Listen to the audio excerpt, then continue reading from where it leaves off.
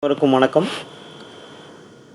Today கஸ்டமரோட bill payment வந்து நம்ம டிஎஸ்சிஎம் போர்ட்டல் வழியாக எப்படி பே பண்ணுறது அப்படிங்கிற வீடியோ தான் இப்போ பார்க்க போகிறோம். நார்மலாக நம்ம வந்து டிஎஸ்சிஎம் நார்மல் மொபைல் அப்ளிகேஷனில் வந்து நம்ம பில் பேமெண்ட்டில் பே பண்ணுவோம். அது இல்லாமல் ஆஃபீஸ் சிஸ்டத்தில் டிஎஸ்சிஎம் போர்ட்டலில் வந்து எப்படி பேமெண்ட் பண்ணுறதுங்கிறத பார்க்குறோம். இப்போ இந்த பேலன்ஸ் பார்த்துக்கோங்க. இப்போ வந்து 15,512 இருக்குது. இப்போ ஒரு கஸ்டமருக்கு நம்ம பே பண்ண போகிறோம். பே பண்ணுறதுக்கு முன்னால் வழக்கப்படி மெனு தான், இந்த 3 பாயிண்ட் இருக்கிறது மெனு. இந்த மெனுவில் வந்து பார்த்திங்கன்னா பில் பேமெண்ட் மேனேஜர் அப்படின்னு சொல்லிட்டு இருக்கு. அக்கௌண்ட்ஸில் செகண்டாக இருக்கிறது பில் பேமெண்ட் மேனேஜர். அதை வந்து நீங்கள் கிளிக் பண்ணிக்கலாம். கிளிக் பண்ணிட்டீங்கன்னா இதில் பில் பேமெண்ட்னு ஒரு ஆப்ஷன் இருக்கும், பில் பேமெண்ட் ஹிஸ்ட்ரின்னு ஒரு ஆப்ஷன் இருக்கும். இந்த ஹிஸ்ட்ரியில் வந்து நம்ம பேமெண்ட் பண்ணதுக்கப்புறம் அதனோட பில்ஸ் எல்லாமே அதில் தான் இருக்கும். நம்ம ஃபஸ்ட் வந்து பில் பேமெண்ட்டுக்குள்ளே வந்துடுறோம். எடுத்தோன்னா சர்வீஸ் ஐடி கொடுக்குறோம். கஸ்டமரோட நம்பரை வந்து நம்ம எஸ்டிடி கோடோட ஹைஃபன் போட்டு பண்ணிக்கிறோம். அதுக்கு கீழே பாருங்கள், அவுட்ஸ்டாண்டிங் டீட்டெயில்ஸ் எல்லாமே ஜீரோவாக தான் இருக்குது. நம்ம கொயரி கொடுத்தோம்னா என்ன நேம், அது செல்வகணேசா டேக்ஸ்னு வந்துடும். பில் அமௌண்ட் வந்து 918.94 இருக்குது.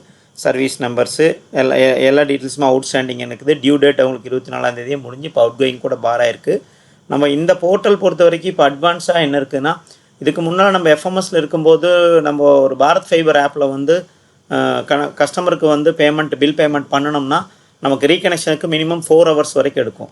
பட் இப்போ வந்திருக்கிற போர்ட்டல் வந்து ரொம்ப அட்வான்ஸ்டு. நீங்கள் இங்கே வந்து பேமெண்ட்டை பண்ணிவிட்டு அடுத்த செகண்ட் டிவியில் ரீப்ரெஸ் பண்ணிங்கன்னா உங்களுக்கு கனெக்ஷன் ஆக்டிவேட் ஆகிரும். ஸோ இப்போ இந்த மாதிரி அமௌண்ட் கொடுத்தோன்னா அமௌண்ட் வந்துடும்.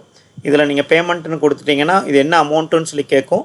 உங்களோட எம்பின் ஆல்ரெடி வந்து நம்ம எம்பின் வந்து நம்ம அந்த டிஎஸ்சிஎம் போர்ட்டலில் இருக்கிற அப்ளிகேஷனில் வந்து நம்ம எம்பின் வந்து சேஞ்ச் பண்ணி நியூ பின் அது மாதிரி நமக்கு போட்டு வச்சுருந்துருப்போம்.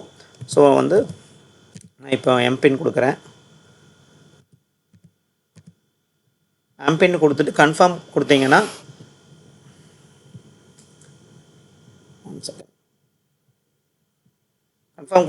இந்த கன்ஃபர்மேஷன் மட்டும் எல்லாருமே கன்ஃபார்ம் பண்ணுறதுனால கொஞ்சம் தெளிவாக பார்த்துக்கணும். கரெக்டான நம்பருக்கு தான் பண்ணுறோமாங்கிறது. ஒரு நம்பர் மாற்றி போட்டு பண்ணாலுமே அடுத்ததுக்கு போயிடும். ஒரே மாதிரி கஸ்டமர்ஸ் நம்ம பேனல் இருப்பாங்க.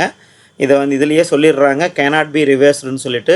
அடுத்த மாதம் அட்வான்ஸில் தான் வந்து முடியும். ஏன்னா நம்ம இதே மாதிரி ஒரு 944 முடிய நம்பரில் 295 சீரியல்லையும் கொடுத்துருப்போம், 252 அந்த மாதிரி சீரியல்லையும் கொடுத்துருப்போம். நம்ம தெரியாமல் மாற்றி போட்டோம்னா அது அக்கௌண்ட்டை ரிவர்ஸ் எடுக்க முடியாது. ஸோ அது செக் பண்ணிவிட்டு கன்ஃபார்ம் கொடுக்கணும். கன்ஃபார்ம் கொடுத்துட்டிங்கன்னா உங்களுக்கு வந்து ஒரிஜினல் ரெசிப்ட் வந்து பார்த்திங்கன்னா இது நார்மலாக நீங்கள் வேணுன்னா ஸ்க்ரீன்ஷாட் எடுத்து வச்சுக்கலாம்.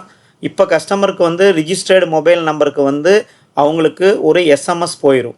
இந்த புது போர்ட்டலில் வந்து பார்த்திங்கன்னா ஒரிஜினல் ரெசிப்ட்டு கஸ்டமருக்கு மட்டும்தான் டைரெக்டாக போகும். நம்ம கொடுக்குற மாதிரி இருந்துச்சுன்னா அவங்களுக்கு டூப்ளிகேட் ரெசிப்ட் தான் கொடுக்க முடியும். இப்போ சிம்பிள் பாருங்கள், இந்த பில் பேமெண்ட் ஹிஸ்ட்ரிக்குள்ளே போய்க்கலாம். அந்த இன்வாய்ஸை டவுன்லோட் பண்ணுறதுக்கு அதில் போய்ட்டு இந்த கஸ்டமரோட லேண்ட்லைன் நம்பரை கொடுத்துக்கலாம். இப்போ நம்ம கொடுத்தது வந்து பார்த்திங்கன்னா 295,944 அப்படிங்கிற பில்லுக்கு தான் பேமெண்ட் பண்ணணும். டேட் வந்து பார்த்திங்கன்னா சும்மா இந்த மாதமே கொடுத்துக்கலாம். நீங்கள் 1ஆம் தேதியிலேருந்து கூட கொடுத்துக்கலாம். ஏன்னா இப்போ தான் பண்ணியிருக்கிறோம். அதில் கொயரி கொடுத்தீங்கன்னா கீழே வந்து இதுக்கு கீழே அதனோட இது வந்துடும். 919 பே இருக்குது. பார்த்திங்கன்னா 1/27க்கு பே பண்ணியிருக்கிறோம். என்ன அமௌண்ட்டுன்னு இருக்குது. இதை வந்து ரீப்ரிண்ட் ரெசிப்ட், ரீப்ரிண்ட் ரெசிப்ட் அப்படிங்கிறனால தான் இதில் ஒரு சின்ன டிஸ்அட்வான்டேஜ் என்னென்னா இங்கே டூப்ளிகேட் ரெசிப்ட்னு சொல்லி வருது ஆக்சுவலாக. அதனால் பட் பிஎஸ்என்எல் லோகோவோட தான் இருக்குது. நீங்கள் இது வந்து கஸ்டமர் உங்களை ஏதாச்சும் கிராஸ் செக் பண்ணும்போது டூப்ளிகேட் ரெசிப்ட்னா சார் உங்களுக்கு ஒரிஜினல் ரெசிப்ட் வந்து உங்களோட மொபைலுக்கு எஸ்எம்எஸ்ஸாக வந்திருக்கும். அதில் ஒரு லிங்க் இருக்கும். நீங்கள் அதில் போய் டவுன்லோடு கொடுத்தீங்கன்னா உங்களுக்கு வந்து அது டவுன்லோட் ஆயிரும்னு சொல்லிடலாம்.